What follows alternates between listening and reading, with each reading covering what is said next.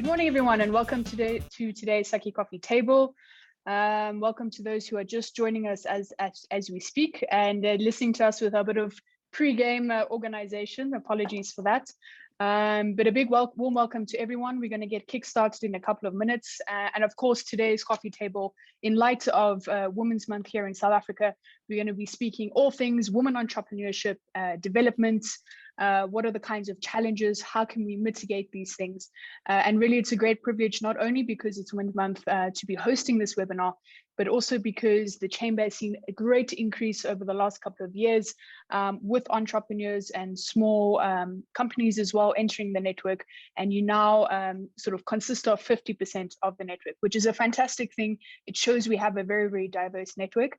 And from our side, it has encouraged us to create new partnerships. So one is Women Creating Wealth. We're going to be, he's going to be one of the speakers today with Korkor, who's going to show us what that program and what that network is about and how we work together and what are the kind of issues that women are facing in that entrepreneur space. And then, of course, we also have another partnership with the Circle of Global Businesswomen. So really great things happening. So I look forward today to our engagement. So we're going to do a formal introduction in a couple of moments. We're just going to allow, there's quite a few people registered today. So I look forward to a good, vibrant discussion. So we're just going to allow them to come in slowly, and then we'll get started in a couple of minutes' time. And please, I hope you have your coffee. It's a coffee table. Usually we're in our office and it's nice and casual. So in the meantime, while we allow a couple of people in and I take a sip of my tea, I'd like to provide the opportunity to Korkor and Thuli to say a quick hello to everyone joining us today, and maybe just a short introduction just to get us started so long. Korkor, would you like to go first? Yes, good morning. My name is Korkor Cudjoe, and I am with the Graça Machel Trust, leading the Women Creating Wealth project. And over to you, Thuli. Morning, everybody. I'm so excited to join you today. My name is Thulisile Phiri. I'm the founder and the MD of the African Storyteller, and I have, the privileged opportunity to work with the amazing women within e-FSACCI and, now with the Graça Machel Trust. So I am excited to be here today, and hopefully the insights that you will share and that we will share will actually help us to forge ahead as women and build stronger networks. Thank you so much. Thanks, Thuli. Thanks, Korkor. Thanks for lending the time, and I know no doubt your expertise throughout this webinar today. Okay, so I think we can get started on that note. So an official warm welcome to today's coffee table, which is all about women entrepreneurship and development. And as I said earlier, it is a great pleasure to host this in light of Women's Month, but also to provide the platform and opportunity to introduce some of our valuable partners within the network and see what kind of experiences and insights they can provide to us as women, but also within that business space, and how can we really leverage the different opportunities, particularly through networks and collaborations, and what are the types of challenges or issues that we can hopefully mitigate along the way.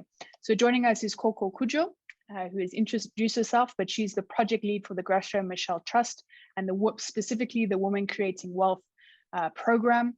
And she's going to be chatting a little bit about the program and how it aims to promote women leadership, and then also speak a little bit about the challenges for women, how to foster partnerships and how to mitigate some of these challenges as well. And then, of course, Thuli, who's the founder and managing director of the African Storyteller and also a board director of the Chamber, has incredible experience both in the public and private sector. And I'm sure Thuli will tell us a little bit about her journey and the lessons learned. But ultimately, I think today's platform is to provide, insights and to hear from you as well, members of the Chamber, the audience, members of our partners, where your challenges lie, maybe some of your experiences and successes that could be helpful to the network at large, but most importantly, how we can collectively support each other. So just the quick agenda for today, we're going to hear from Korkor first and then hand over to Thuli.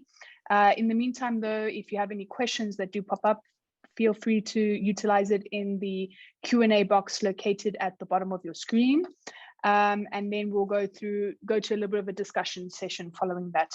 So if you're feeling brave, and I hope you are today, please raise your hand and we will unmute you, and I think it will just help for a more intimate and a more vibrant discussion at the end. So thank you very much for joining so far, and let's get this started. So Korkor, would you like to lead the way in today's discussion? Thank you. I'm just going to share my screen. And yeah, so thanks again. Thanks, Amy, for this opportunity to collaborate on this initiative, this coffee table discussion on women entrepreneurship development, partnering for growth. It's a real exciting partnership that we are fostering with you as e-FSACCI. So we really value how we've come together and how we can possibly, carry on growing to support more women entrepreneurs, to also develop the skill set to be able to do partnering. So the Graça Machel Trust, really, our vision is to nurture a caring society that values social justice. We promote and protect the rights of women and children.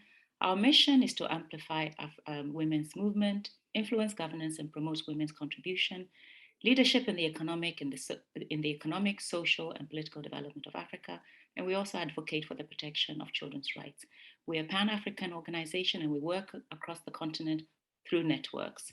And again, with the agenda to put women, youth, and children at the heart of Africa's development agenda. So Women Creating Wealth is an initiative that really was inspired by our network building work, and also understanding that money in the hands of women go a long way to building families and communities. And I think we have also learned that women's potential as entrepreneur is really yet to be blossomed, because a lot of women really underestimate their potential and how they think about business. And also, the World Bank has also come up with the fact that while Africa has the highest startup rate of women-run businesses in the world, most of these businesses remain micro, small, and seldomly graduate to medium-sized businesses. And basically, that is our mission for starting the Women Creating Wealth initiative in partnership with the partnership support of Virgin United in 2016. We've also done research, as you see in the Women Creating Wealth book here that we published, with 60 stories. We also have an initiative that a research that we did in East Africa to really understand some of the barriers that women face. And I think it's well known, and our research basically validated that lack of confidence is a key factor in some of the challenges women face in advancing themselves in business, limited entrepreneurship and business skills, limited access to markets and finance. And the program Women Creating Wealth has really built these skill sets to address these challenges. And over the years, we have graduated 400 entrepreneurs in Malawi, Zambia, and South Africa. In 2020, we actually took the program virtual, and it was a 10-month program. It's now a 16-week program. And really, we feel like we've got to a point where we can now rapidly scale the program. We're looking for partnerships to scale the program to 10,000 women entrepreneurs across the continent in the next 5 years, with the goal of really building women's knowledge, their confidence, their networks, to enable them to increase their access to markets, finance, and growth ultimately. And this is really our business model. We start with the 16-week program, and which really is a foundational one that catalyzes and boosts women's confidence and growth appetite. Because without that first step of, do we really want to grow? Do we have the confidence to grow? I think everything else becomes really difficult. We also, the program, we give them real tangible skills, from personal mastery to understanding how to set up systems, become more compliant, understand how to, generate businesses from scratch, so that you can really reinvestigate whether where you are in your business is where you need to be, or whether you can reinvent yourself altogether and start a much more ambitious business. We also put after the 16 weeks, all graduates become part of the business community. And there we continue to do business development, really challenge each other on the growth strategies that we set up in the Ignite program. We also work a lot on market access and finance. Now, for the topic that we are here today to talk about is partnering for growth, is that, you know, we really do believe in the African adage that if you want to go fast, go alone, but if you want to go far, you go together. And so in the Women Creating Work program, we're really encouraging partnership to leverage social capital and also to reduce the cost of doing business and transaction of doing business. Of course, a key prerequisite for that is networking and building relationships. We know that women collaborate very well in the social setting. They are known to have, you know, to lead best practices in savings groups across the continent. In South Africa, we know it as stokvels. In East Africa, it's chamas. And in West Africa, it's susu.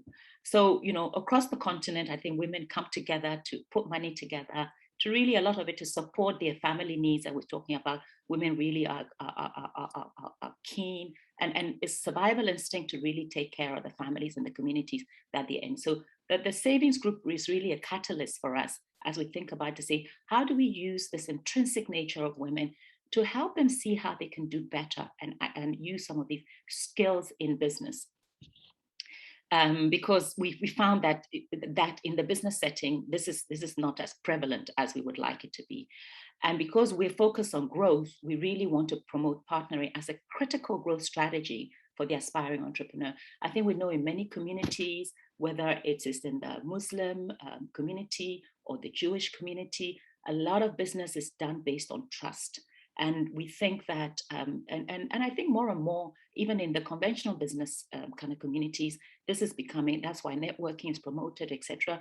But because women have challenges, I mean, I think it's clear that women have challenges, and it's unique to them in the idea of, you know, how do you foster this through networking? Because the traditional networking style may not suit women's roles and responsibilities.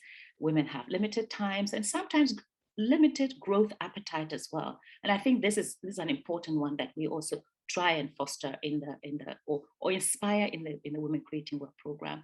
I think women also lack confidence and awareness to invest in networking. So these are some of the challenges that we at least recognize, so that we know we can be intentional about how do we change this. So I would say that we are doing an experiment, right, in the Women Creating Work program to foster partnerships. And a key part of it is we have this intervention called GAME, peer coaching, which is set around groups. GAME stands for goal setting, accountability, inspiration, and mastery. And a big part of what we do is really challenge ourselves to be more ambitious in our business aspirations, including being intentional to set goals, determine who and what we need to grow. We also invest a lot in personal mastery because we believe that if we're able to strengthen our emotional intelligence, increase our trust, build respect for each other, and enhance our communication skills, we'll be able to work better together to support each other. Women admit in the entrepreneurship space that the journey is lonely, so we create a supportive ecosystem to strengthen connection, find sisterhood, ask for help, and create confidence building. We're seeing seeds of progress. It's slow, but we're seeing seeds of progress. We see generous information sharing. Confidence is being built through support and encouragement in the community. People are finding and transacting with each other, which is really exciting. But we know that we still have some way to go, and we're really leveraging on the buy-in, setting intention, and perseverance. Just to kind of close off very quickly, I want to really share the story of Julia Mahdi and Walda Ingaga. They came into the program as kind of very strong-headed women entrepreneurs doing their own thing. And I think through just this, you know, what we're trying to promote, they found themselves, we also promote this work. And one of the ways we found to do that is that we organize the women in sectors or clusters within industries. And we found that that is one of the easiest way to actually start finding the synergies and interest for them to collaborate. So both of them are in the energy sector. One has a vast experience working in the public sector, the other one in the private sector. And I think seeing that, they realized that they could leverage each other's experiences from the different angles to really do business. So they identified each other's strengths, capacity. They're finding how to match up identified opportunities, what skill set they can bring to those identified opportunities. They began integrating their processes, identifying opportunities to collaborate, and testing with small projects. They have very ambitious projects in the pipeline to do joint ventures on. Of course, with COVID happening right now, a lot of things have stalled, but we're really excited about how they're really showing up and working together. I mean, the friendship that they have built, because we believe that, yes, you can start from transaction to build the trust to get towards, this idea of really partnering. And it needs to be designed, it needs to be invested in, and over time this will happen. So that's a case that we're really looking out for and watching the space for a lot of progress in the future. Karen Longley is actually also a board member at e-FSACCI, and we're really excited that she joined the program. She's been a fantastic inspiration in even fostering this collaboration with e-FSACCI, and she's herself been really inspired about the value proposition of partnering. She's partnered with Julia Nkosi, and they're doing amazing things together. She has also really found services, leveraging how she can support other entrepreneurs in the community by, taking on their services. She's found a bookkeeper that she finds great value from now. She generously has paid it forward. She won a prize that she's now contributed towards the business community kitty so that we can continue activities. She's offered a business, she's a language, she has a language business, and she's seeing that one of the entrepreneurs is struggling with presentation in English. She's offered business English and presentation skills to support her. And I said she introduced us to e-FSACCI. And she's really championing and mentoring other women to see how they can really find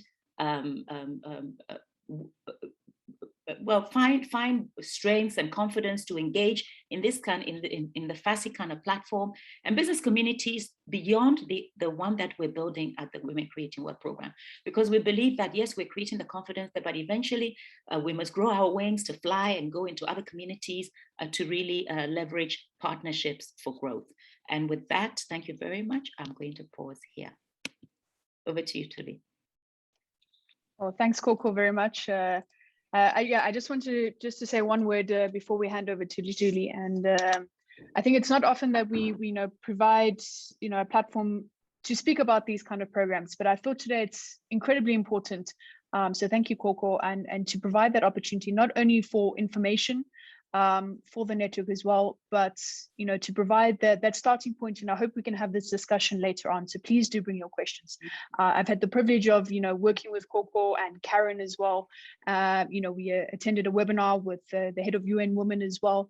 But really, just the types of information and that experience sharing, I think, which networking and collaboration does provide. And of course, we're an advocate of this as the Chamber, because that is part of our core business here. So I'd be very interested to see, so please post your questions in the comments, what are the kind of challenges that you may be facing? And then I'll also provide a bit of insight into kind of opportunities that you can leverage through ourselves and through Women Creating Wealth. But now I want to hand over to Tuli, who's also, as we said, a board member, but has incredible experience across the African continent, internationally, both in the private sector and the public sector. And I think has, up close, give us some insight on, how we can navigate as women or as entrepreneurs or as small businesses, particularly during these challenging times. What do we need? How do we go about this? So Tuli, over to you. Right, thank you so much, Amy. But first, allow me to just thank Korkor for such an amazing presentation that really puts into context, the day-to-day struggles, of women out there. And most importantly, realizing that as women, we either have to swim or we have to sink, You know, that is basically our reality every single day. And I think the sum total of everything that I will share today brings me to what I have actually realized, which is in business, I think we really rise by lifting others. I think there's so much about giving and giving selflessly. Korkor spoke about sharing information. She also spoke about the importance of partnering and leveraging each other's strengths. And I think in my experience as an entrepreneur, I've actually realized that you need to actually allow yourself to leverage the people around you, but most importantly, to also extend yourself to the people around you, because you actually get what you give, if I could actually put it that way. So I run the African Storyteller. I'm the founder and MD of the African Storyteller.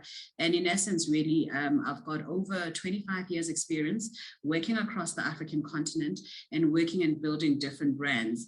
A lot of people basically say the African Storyteller, you know, and the African Storyteller is my second business. So that is actually worth mentioning because I think it's so relevant to today. I spent probably the first 15, 17 years in corporate. And when I really thought, this is it, I'm very successful and I need to prove to myself that I can do what I was doing for Total at the time on my own. I started a company called Peshea Marketing Communications, which was really aimed at doing PR and offering marketing communications to clients in the private and the public sector. And it did very well. The only thing that I did not know was that I went into business with the passion of helping brands to position themselves in a South Africa context. And I actually learned very valuable lessons that, you know, I believe it's important to share with other women entrepreneurs that are actually getting into the space of doing business. So firstly, as a small and micro entity, I became the HR person. I became the accountant or bookkeeper. I became the person that needed to review and go through contracts. And all of that was taking me away from my core, which is helping brands position themselves. And it made me realize that actually in business, you need to work smarter. Hence, again, I think the whole adage of we rise by lifting others, you know, comes quite in handy because other people had to lift me in order for me to rise. But also I had to realize that I had to pay my own school fees and understand, you know, what the realities of running a business on a day-to-day basis as a woman entail. I think before I get into sharing that, you know, I would like to share some insights with you that really put a huge spotlight on why it is important to deliberately and intentionally support women that are venturing into participating in business and adding value to growing their respective countries' economies. So one of the things that I've actually realized is that as women, we have very many multiple roles. As one of my very good friends likes saying, actually women are just very well organized men, because come to think of it, you know, as a woman, you could be a mother, you could be an aunt, you could be a caregiver to your old parents that actually need support. You could be very active in supporting the social responsibility programs in your community and. But you also have ambitions, you know, ambitions to actually be a successful career woman or a successful businesswoman. And when you go into transacting and negotiating your business deals and trying to find new business, your other roles do not cease to exist. So you basically walk around carrying 10 hats or 20 hats, whatever the case may be. And I think add to that, as women, we need to not shy away from the fact that we overextend ourselves. I think we've got very broad shoulders that carry so much. So we need to be smart and leverage the support of our universe, of everybody around us, because everybody has something that they can offer you and they have a load that they can take from you. So I know we have a conversation as women, but this conversation absolutely needs to include men, because we exist and we all need to leverage and benefit each other, you know, by basically looking at what strengths one person has versus the other. So it's important for women to leverage everybody around them, be they, you know, the male figures in their lives, be it your family, be it your children, your work colleagues, your community, your families, and so on. Everybody around you has a role to play that can make walking this particular journey as an entrepreneur slightly lighter. I know a lot of women that have to drop kids off at school, pick kids up at school, and so on and so forth. But come to think of it, I think if we think smarter, you could partner with other women and actually know that you drop kids maybe once a week and another woman comes in and takes on that role for you, and we actually support each other. And we operate within a context or a playing ground, which I would like to, look at it as a playing field, which is unfortunately not cognizant or considerate of our many responsibilities as women. When we venture into business, the policies that apply in business are basically standard. They don't take into account whether you're male or female.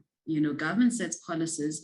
We all have to actually work into, within that framework, and it doesn't take into account the uniqueness of the multiple roles that we have to actually play as women on a day-to-day basis.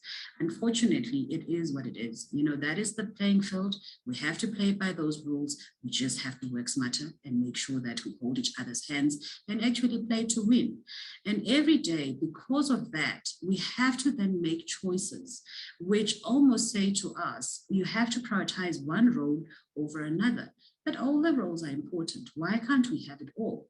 And again, I'd like to emphasize the fact that we can have it all. We just need to work smarter. We don't need to wear ourselves down and carry so much. We need to be able to delegate. And then most importantly, I think history has actually proven that countries that leverage and support the participation of their women in their economies have become very successful and have become strongly competitive in the global community, because the world is becoming smaller and smaller and markets are basically becoming more accessible. So in order to play, you need to not just think local, but you need to think global. And countries that basically provide support for their women have actually, gained the benefits of that by basically becoming more competitive. I think some key facts on women that are in business. It is actually quite shocking that in South Africa, a lot of PR is said about women in business. We've got a Ministry of Small Business. We've got a ministry that looks after women within the presidency. We've got so many support structures that basically speak to supporting women. But the numbers don't lie. We only have 19.4% of business owned by women in South Africa. There's a lot that needs to be done. And it's actually quite, telling when you then look at the global trends. South Africa, this is not just unique to South Africa. The challenges that women face are universal. Globally, only 36% of businesses are small-owned businesses. And to Korkor's, presentation, most of the small businesses are actually owned by women. So that 30% basically indicates, where women are playing. And then only 20% of small businesses, fail within the first year, but 50% fail within the first 5 years. I think every person, when they go into business, they go there with the intention of winning. But again, because of the lack of support and the lack of the structure that allows you to grow and thrive, people fall through the cracks. And most of these are actually women. And the businesses that have actually succeeded, or the countries that have women that have succeeded in business, are countries that are able to think out of the box. I could think of Panama, for instance, that has the highest number of women that are participating in contributing to building that economy at 29%. It's still low, but it's still quite significant. I don't, think that is something that countries that are in the region cannot actually achieve. Again, as women, nobody's going to do it for us. We can't actually sit and say government has to do this. We need to do the rightful thing in order for us to be the equalizer in the people that are playing in the space, because it is our world too. It is our market, it's our economy too. We have every right to actively participate, and unfortunately, we need to do it for ourselves. I'd like to quote a quote by Michelle Obama, which I always remind every leader, that I get access to when we start having this conversation about, gender equality and bringing more women into the fold of business, that actually no can ever flourish if it stifles the potential of its women and deprives itself of the contribution of half of its citizens. In fact, I think it's probably more because women are actually higher in number than men. But the reality of it is every country needs to think about how are they leveraging the intelligence, the resilience, the power that women have in order to achieve growing countries and economies that can compete with any country globally, because that is where we are at. And that can improve the overall quality of lives of ordinary South Africans and build stronger generations to come. So with that, I'd like to share, just in summary, some of the lessons that I have actually learned in business. So from working with big corporate companies, including General Electric, which was my last corporate job, to Total, to running my first own business, to so many other corporates that I would have worked with, to where I am now, running the African Storyteller, which essentially means the one that promotes Africa to Africa and to the world, because we also have a very big challenge of how we promote and present the continent and the opportunities that the continent has to offer within ourselves as Africans, and most importantly with the world. We don't travel as Africans, even as women. We don't understand what are the challenges of the women in West Africa, the ones that are succeeding, how are they succeeding, and what lessons can we learn and bring to this region?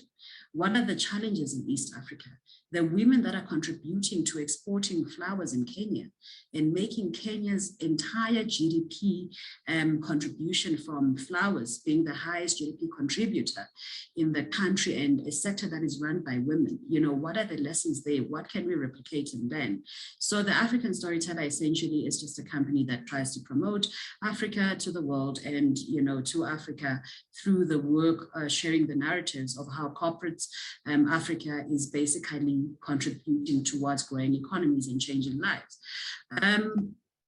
Some of the lessons that I've learned, which I look back and I say, this is what I did not know when I started my first company, and this is what I know now. And it's basically what has sustained me for the past 4 years, is the following. I think, one, we need to think of networking and making the circle bigger, which is what I like to actually refer to it as building, retaining, and leveraging.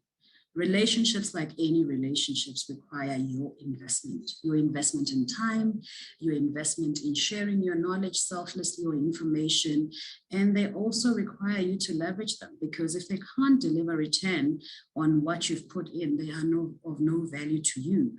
So I think one of the things is it's very important to define your purpose in life, and also redefine it as you go along. I had to redefine my purpose after my first business. And I think where I am now, with the purpose that I'm at now and the lessons that I'm learning, I'm sure 10 years later, I will also redefine my purpose using the wisdom that I have attained over the years. So life is not stagnant. Your purpose is not stagnant.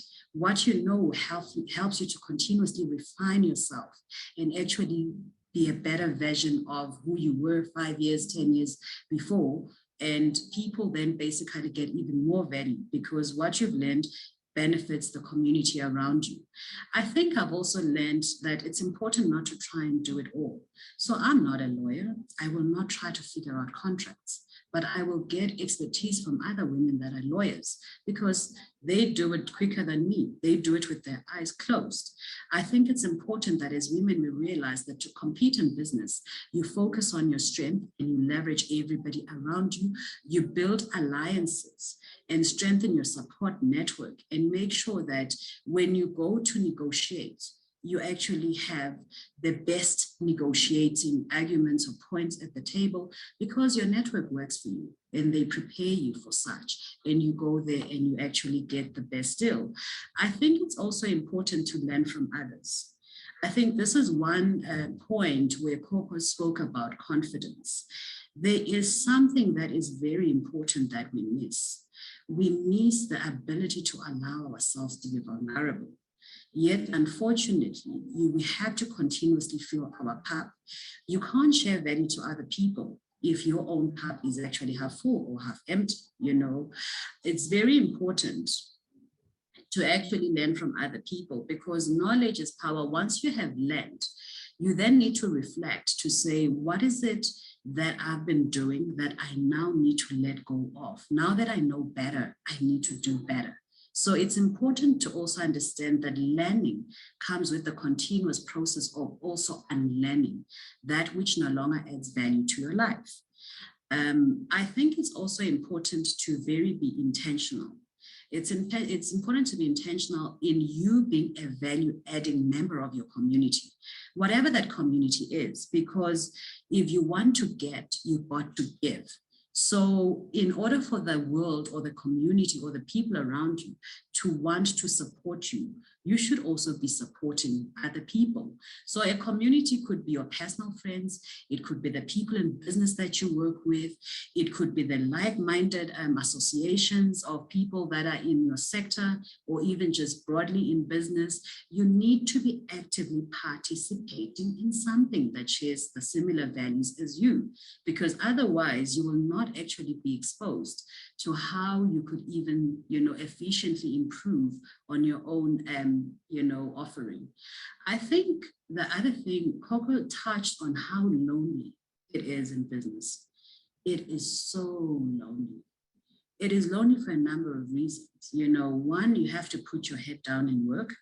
Two, the buck stops with you. You have to make tough decisions every day.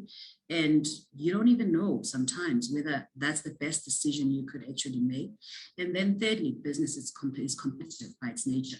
So building those alliances and all of that has to navigate a very fine balance of making sure that everything is done in the whole, with the whole intention of moving forward as a holistic being. I've learned the importance of mental, physical, and emotional well-being. If you are not 100% well yourself, your business will suffer, because your business relies on you to actually bring your energy to it. And it relies on you to actually use that energy to actually grow it. It's also important to be agile. By agile in this instance is to be decisive. I think sometimes we get so hung up to say, this is what I have actually said my business stands for, and I need to actually achieve it, whether it works or it doesn't work. If something doesn't work, quickly change it to what works. Use the lessons learned to redefine and basically continuously move. You need to innovate. Who would have thought that this sort of setup would happen in a virtual setting and would actually have people from any walks of life? I'm sure some of you could be in Cape Town, in Durban, in Paris or England or whatever. But life goes on, and we are continuing to find other ways of ensuring that despite the challenges posed by COVID, we can continue to be productive and achieve on the objectives or the goals that we've set for ourselves. So being agile is very important. You've got to build resilience. There'll be days where you are disappointed. There'll be days where you've given it your all and your all amounts to zero. So you've got to build resilience and learn how to bounce back very quickly, because guess what? Whether you're down, whether you're high, the clock keeps ticking, time keeps going, nothing actually stops. So you have to actually learn the art of reinventing yourself, giving yourself that energy and keeping it going. And you need to build gradually, because unfortunately in business, there's this whole thing that everything costs money. Your time is money. The money that you put into the business, is actually worth more than what you put, because there are resources and other things that are invested in it. So it's important to actually take calculated risks. It's important to walk your journey. It's important not to look around you and say other people are 10 steps ahead and therefore I have pressure to be there. You need to build gradually. So that's another lesson that I've learned. And then I've also learned that it's important to be deliberate in maintaining value-adding relationships. And I want to repeat that. Not any relationship, only value-adding relationships, because your 8 hours in a day are 8 hours, whether you spend them with somebody that adds value or doesn't add value. your KPIs or your targets for the month, they sit as they are. Whether you decide you'll extend yourself to the whole universe or you'll target to the people that help you to reach the destiny that you've chosen for yourself. So it is important to be deliberate in building and maintaining. And maintaining is important because relationships don't maintain themselves. It's important to be deliberate in building and maintaining value-adding relationships. And that really, I think, summarizes, what I wanted to share as the lessons that I've learned in my journey in business. And I continue to learn every day. I learn from everybody, from the woman who makes tea in the office and how punctual she is every day when she comes to the office, even though she has to be at the office at 8, by 7 she's there because she has to actually prepare herself for her day, and she takes her job very seriously. And I think there are many lessons, if we look around, that are there that we can actually take and adapt in our day-to-day lives in order to thrive in a world that basically is not level, to the challenges that women actually face. It's not a plain level playing field in consideration of the uniqueness of the multiple roles that we have to play. So I think with that, again, I just want to close by emphasizing that it is important to remember that we rise by lifting others. We've got to lift others in order for us to be lifted by other people. Thank you so much.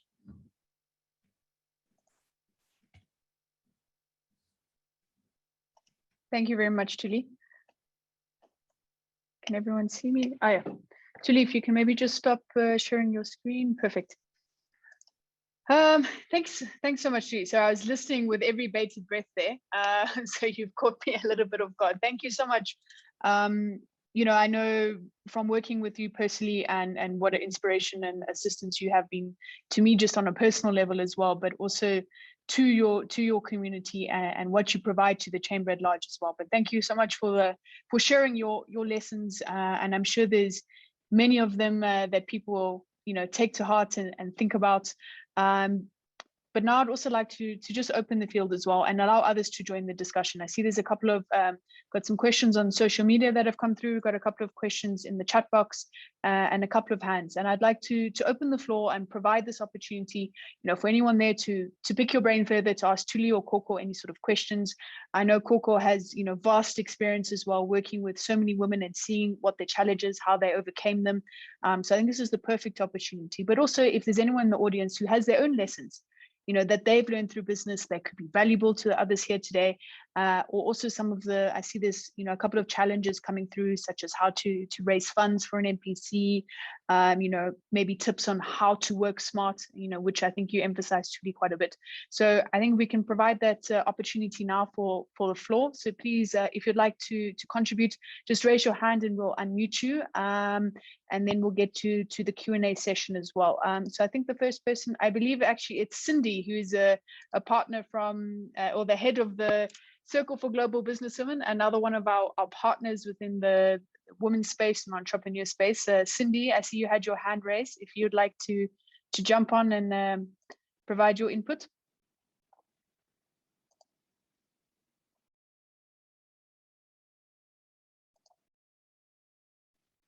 There we go.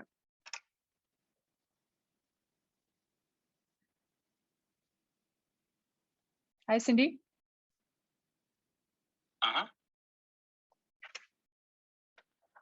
Can you hear us, Cindy? Ibakwe, can you just assist me?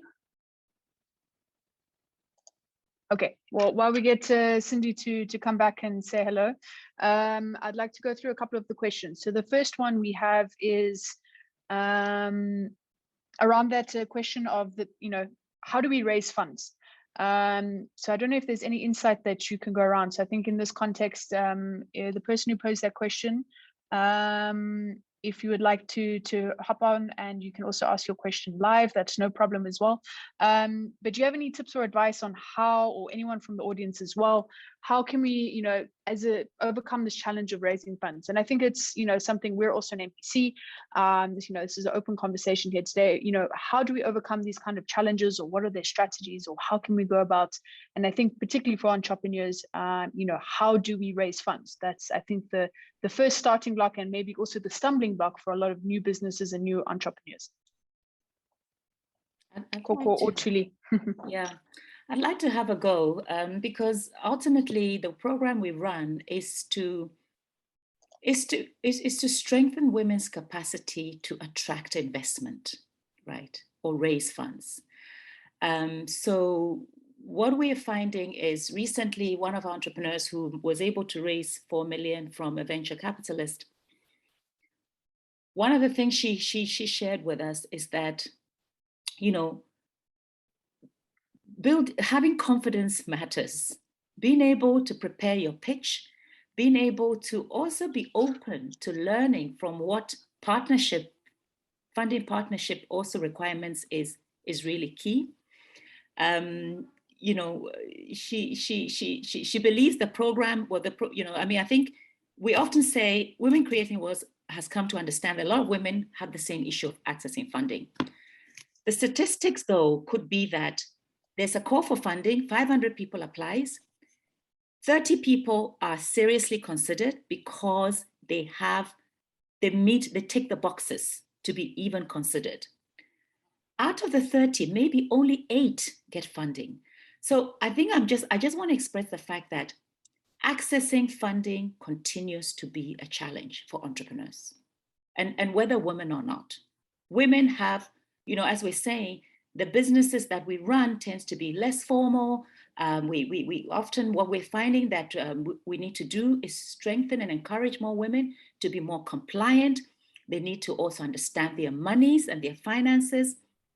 They need to be able to also have the resilience to follow the funding application process. Every time there's a call, the first thing is the technical application needs to be sound. Because the first thing they do is, honestly, the funders, and we've had people come and train us on this, is that they do a checklist. Have you met the basic criteria in filling in the form? So if you haven't, and sometimes you actually need a technical person who understands this funding application form to help you fill in the form. That's why for us in this business community that we're building is really important, because you can always find somebody who has got experience of it or is a bit more technical than you are, and you can ask them to help you maybe help you put the application together. A lot of our women are saying that they're actually feeling more confident to put funding applications together because we actually put them through pitch readiness and investor readiness programs.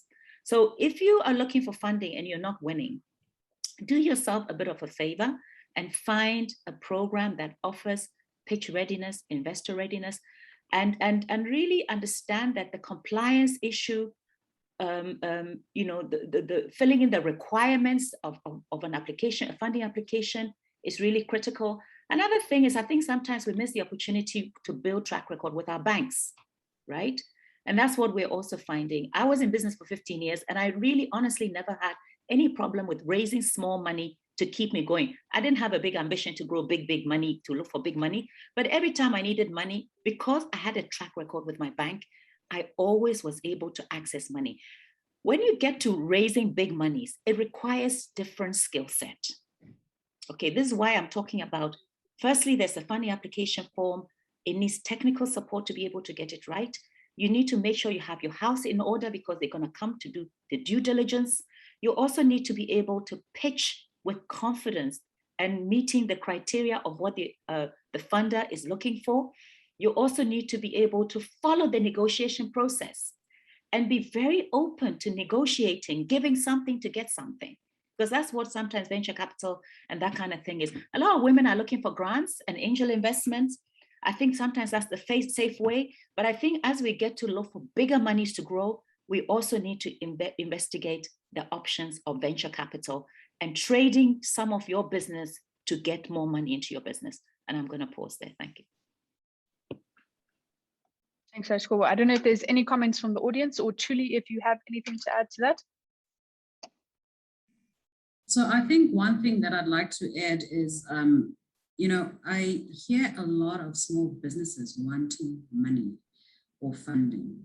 Unfortunately, one of the things that I always say is, when we think of going into business, the first thing we think is, I need capital. Capital comes at a cost. So you're already starting at a back foot. Some business models definitely need the money, so you can't start without money. Some business models you can actually start with basically getting offtakes and then basically going into business on the back of those offtakes. And I also think most banks nowadays have support that they provide, you know, to small businesses in helping them to comply with the requirements of the funding process. And that is actually free help that you get for free. I think it's very important that you build a very good relationship with people that can help you. So if I, as Thuli, needed funding, trust me, I'm like the queen of working smart. I would have found somebody that works with putting together, you know, funding proposals every day, and basically told them what success looks like for me, what I want to achieve, and actually allow them to go through the process of almost critiquing my thinking process to say, have you considered this? Have you considered this? To almost arrive at a well thought out alternative of what funding to secure that will be in my best interest. Because if you get, let's say, probably 10 Rand, right? And the interest is 10%, that's 1 Rand. You are actually owing the bank 11 Rand. You haven't even started making money. You haven't even started making money. So it does mean that your pricing needs to factor in that you don't just owe 10 Rand, but you owe 10 Rand plus 1 Rand because you have to pay for the interest somehow, you know? So I just think it's important to think and work smarter. What is important to me as a business person is to understand where I want to get to, and then to understand who can help me get there, and then get there. So the 2 businesses that I've started, I actually started with my own capital. You know, they're self-funded. I'm a firm believer in starting small and growing rapidly. I'm also a firm believer in taking calculated risks, because I've seen quite a lot of people within my network that can easily secure 100 million funding. But 12 months down the line, whatever vision they had does not work. And they are sitting now with their bonded houses, you know, that they've put in a security, or fully paid houses that they put in a security, and they come out of this whole setup worse than where they started off. So I just think it's important to really think about the pros and cons, and also leverage people that understand the space that you want to play in, especially because, as we all know, you know, borrowed money is expensive money. Thanks very much for that, Thuli and Korkor. I see we have Mims, Ramaila. I hope I'm pronouncing it correctly. You've had your hand up for quite a while. If you want to, feel free to unmute yourself. I hope everything is technically working on your side. Well, good afternoon, everyone. I don't know how I came to raise that hand, but anyway. It's okay. It gives you an opportunity to introduce yourself to everyone here. It does. Well, thank you so much. This was an awe-inspiring and an insightful session. I've learned a lot from what Thuli had to say. And Cudjoe, I'm quite interested in joining your initiative. So would appreciate if you could share your details. Thank you. And yeah, that's all I had to say. Thank you so much. Fantastic. I'm sure Thuli and Korkor can share their details, or otherwise I'll share my details, and you can get in touch with myself or anyone at the French Chamber team, and we'll of course put you in touch or see if we can help you directly as well. All right, let's go to the second question.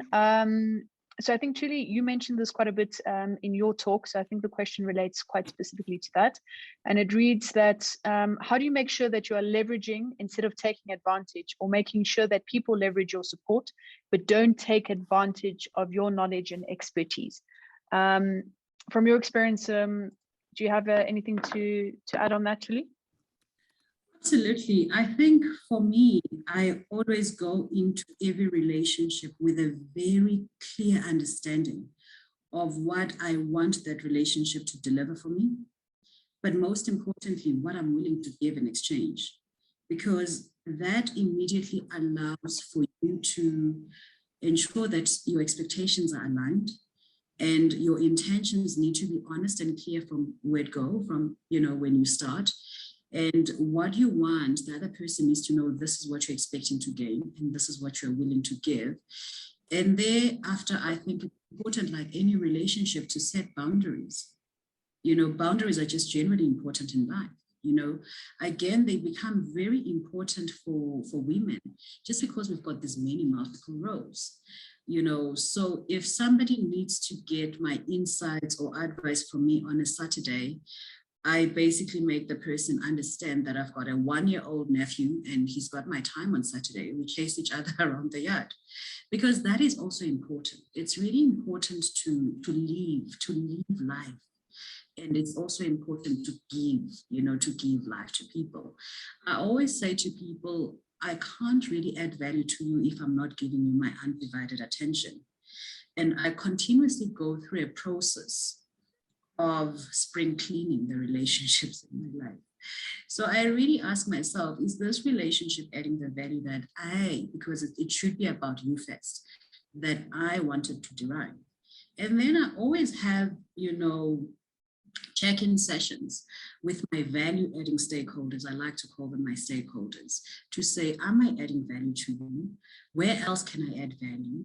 You still want to derive exactly the same value that you wanted to derive when you started, because people change, you know, people have different experiences. They may actually want to leverage you in a different way, you know. And I also have to be honest to say, from where I'm at, this is how far our relationship has gone. And right now, this is where I need your support.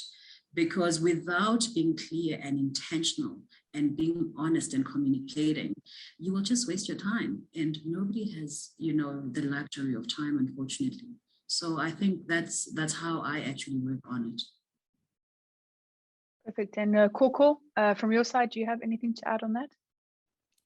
Yeah, I think I absolutely agree with Thuli, but I think it's really about, you know, I think a lot of this is about common sense around self-respect, right? But also really an intention to see how any relationship that we start to build has the potential to go somewhere. I mean, I think in the settings that we're in, I mean, I work with lots of women entrepreneurs.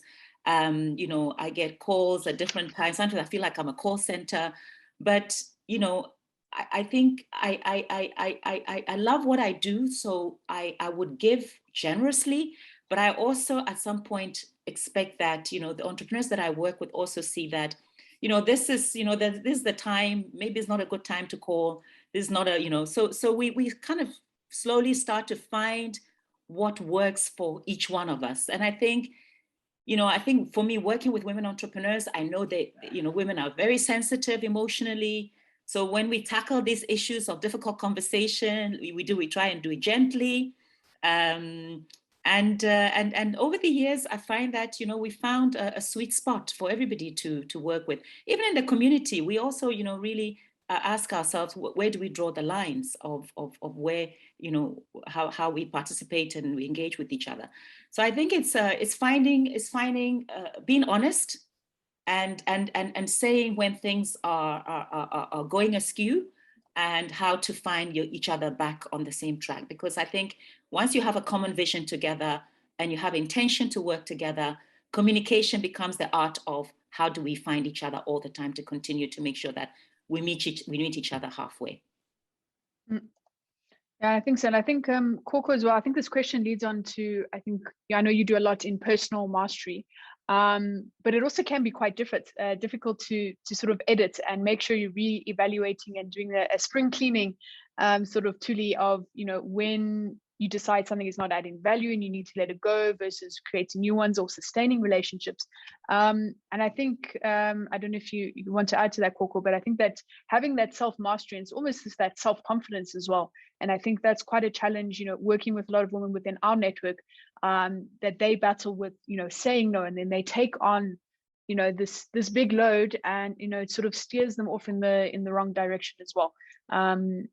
And I think that's one of the biggest challenges that, you know, collectively we need to overcome as well. I just want to go quickly to the audience before I deal with some more questions. Is there, you know, does anyone would like to contribute to give their perspective, expertise? Please don't be shy. I know there's been a lot of Zoom fatigue, but I think this is a really incredible opportunity today to chat to and join the discussion. So please, if you would like to join the conversation, please just raise your hand or send through more of your questions as well, and we will unmute you accordingly. Okay, I have another question coming in. And Thuli, you mentioned, you know, working smart, and you as well, Korkor. Can you give us some of your tips on how you work smart? I know, Thuli, you mentioned, you know, making sure you have, you know, sort of outsourcing the expertise to people, surrounding yourself with that. Do you have any other tips on how to work smart? Yes, I think what I would actually share, for instance, is you need to design your program, you know, especially now that we all work from home. So home and work have become one. And it's very easy to be so overwhelmed, you know, with the responsibilities that you now can't walk away from. So if you're the person that also needs to cook for your family and all of that, you then now find yourself sitting at the house and you kind of like, no, the kitchen is like 5 steps away and it's waiting for you to cook, just as an example. But I always know when my day needs to start and when it needs to end. I always plan my week. I plan my day, I plan my week, I plan my month, and I plan my quarter, and I review. That to me is very important. I also make sure that I try to do everything in moderation. So I would never work for 12 hours because I have learned, I understand myself. I am only most productive for maximum, you know, 6 to 8 hours in a day. In fact, probably not 8 hours, you know.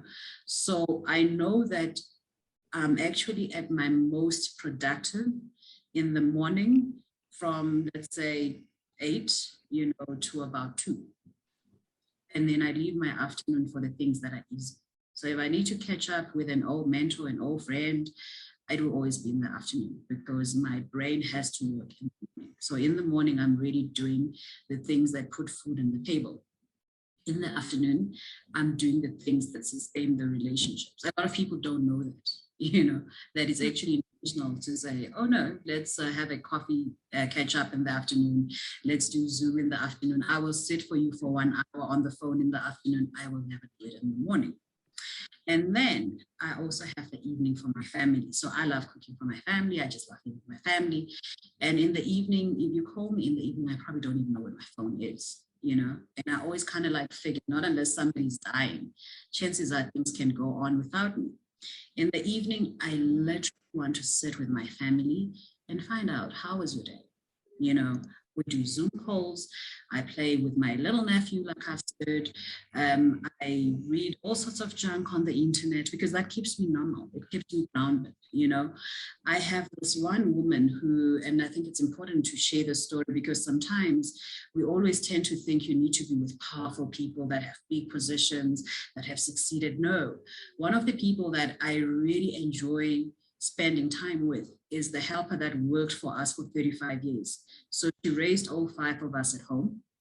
And this is a lady that has never been to school, but she's got so much wisdom and so much love to give that just sitting with her and hearing her, you know, call me by whatever pet name she has for me that she's used forever. It just basically gives me a different form of balance and allows me to switch off, to have a bit of serious business in the morning, laid back connecting with my networks in the afternoon, remembering that I have family and we live and work and spend time, you know, with our families. So it's really important for me to feel like there's nothing that's, you know, overly being neglected in my life, if I could put it that way. And I mean, even do things like, I don't have to actually be serious to a point of not being able to say to my women network or to my friends, in the evenings, I want to have what my friends and I call our stash, you know, which is basically your junk food. I want to have my Bose Pops. I want to be in my pajamas and walk around and be good. Because it's important, you know, you got to be everything. And people that see you sitting in meetings in the morning and discussing work and discussing business don't realize what a different person you are in the evening. And my family knows that I will give them time. They have their time. It's almost like they expect it. My friends and my associates know that I will give them time. And they almost know that, you know, she'll give you time in the afternoons. And the people that I work with, like yourself, and everybody will know that generally my meetings are in the morning, you know, and I will basically give my all and I'll be present because I believe in the importance of being present in everything that you do, because then you know you have given it your all. I don't like doing things in half measures. So yeah. Korkor? Yeah, so I think for me, in addition to what Thuli said, and a lot of wisdom there, there's three things for me. One is mental fitness, really understanding, and the second thing is, and I'll expand on each one of them. The second thing is also understanding when I'm most productive, right? Mm-hmm. And the third one is making sure that my multiple roles at home is well shared. All the boys in the family and girls in the family, everybody does work in the house. So I'm not worried about being the only cook, being the only cleaner, no. It's completely and utterly shared. Every day, my sons, all of them cook. 3 of them cook, my husband cooks and cleans. I mean, I'm the taskmaster for who's going to clean and that, but that job is done so that I am not burdened, overly burdened. So there's a lot of that domestic training in the house, and that gives me a lot of freedom. And so I'm going to go back to the thing about mental fitness. I mean, I think, as I say, you know, working with so many women, I realized that I need to, I think Thuli, you alluded to it, about our well-being. You know, I've really focused on well-being, which means I need to understand how much sleep I need to be functional. I need to understand what I eat to be well. I need to really understand how to feel my wellness, almost like there's a litmus test to say, oh, now you're burning out, you need to recharge. So the idea of recharging and replenishing myself is really big, because I think that's how you're able to do more without even feeling like you're burning out or you're giving too much. Also really understanding, linked to that is understanding when I'm most productive. I know that if I'm well rested, honestly, and I have recharged, breath work, I do a lot of breathing, meditation and that, because I feel like when I'm recharged, then I can wake up in the morning, I feel energized. And my best time is obviously will be in the morning as well. But in the evening, again, going back to recharge so that I can sleep well. So I think really taking care of ourselves and well-being is a very important part of how do we conserve energy to be able to work smart. Because I think just saying the word smart without the strategies to help you keep a state of balance, you know, it's really key. So I think all the strategies of planning and that is all there, but there's almost like the neuroscience of how to be smart in terms of, you know, you're conserving your energy and to be more productive. So yeah, so those three things: domestic training, everybody works in the house, understanding when I'm most productive, and mental fitness, just mental, not just mental, but just well-being, really taking care of that. Thank you. Okay, fantastic. And I think on that note, I think it's a good opportunity to wrap up because I've just seen it's 10:12 already. But I think it's really important as well. I know, you know, particularly as the chamber and in our everyday lives, you know, and all the webinars we do are very, very business oriented. But I think it's also important to take some time, particularly if you're, you know, going through this lonely journey of entrepreneurship and figuring out just to get a bit of, you know, personal insight as well. I think that's something that is always extremely valuable. You'll just see to all the attendees still here now, I've just posted a quick link in the bottom. So it's more of a suggestion box. It's not a survey, but just a suggestion box. If you have you know, any challenges or if you have any success stories or whatever it may be, just pop us a quick note on that, because really, you know, the first step was fostering these partnerships with Women Creating Wealth, with our members, Circle of Global Business Women coming together. But really, I think, the momentum is now, and particularly as we've seen an increase in entrepreneurship and an increase in, I think also the change of thinking as well, a shift in thinking, in that entrepreneur space, particularly, due to the circumstances over the last year. I think, collectively we can play a bigger role together. So please give us your insights on that, and let's see how we can support you as much as possible, support each other, and I think more importantly, make sure we leverage those value-added relationships. So I'll provide the opportunity quickly, just if Korkor and Thuli, if you have any last standing door handle comments you would like to provide. Otherwise, I would like to thank everyone here today. Thank you for your contributions. Thank you for your time, both Thuli and Korkor, and lending your expertise and also a little bit of insight. It's great to, I know both of you quite well, so it's great for everyone to get the opportunity to know you a little better as well. So please, I think you have the contact details of the FSACCI team. If anyone would like to get in touch, please do, and Korkor's details are there. I put the African Storyteller website. Please feel free to get in touch with us, and let's see how we can mutually leverage each other in this partnership. So Korkor, Thuli, any last comments you'd like to provide? I just want to say thank you very much for this opportunity, Amy, and to the French Chambers for this collaboration.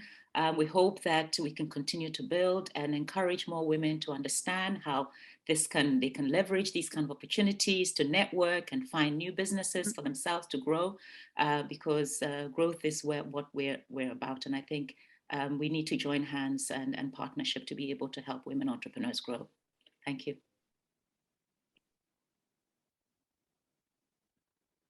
Thuli, I think you're on mute. Thank you. Thank you so much, Korkor, and thank you, Amy, for inviting me. Thanks to everybody that took time to sit and basically listen to what we had to actually share.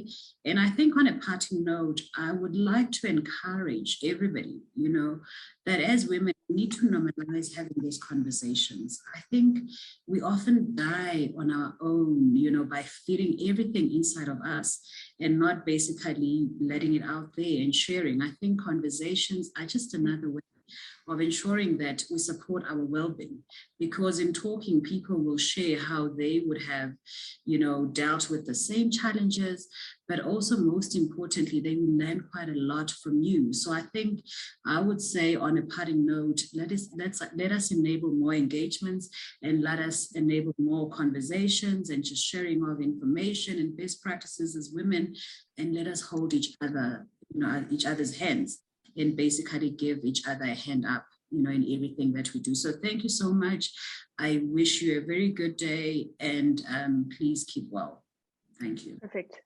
Thank you very much, Korkor and Thuli, once again. And I failed to mention, for all the women entrepreneurs or entrepreneurs in small businesses, we do entrepreneurship meetups. So both in Cape Town every single month, as well as in Johannesburg every single month. So we took a bit of a pause during August because it's a quiet time for our French part of the network as well, and being overseas.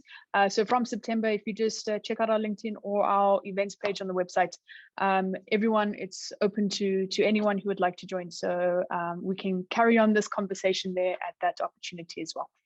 So on that note, please, everyone, still continue to stay safe, stay healthy, and I look forward to seeing you all and meeting you all in person in the future. So have a good day further, and we'll chat to you soon.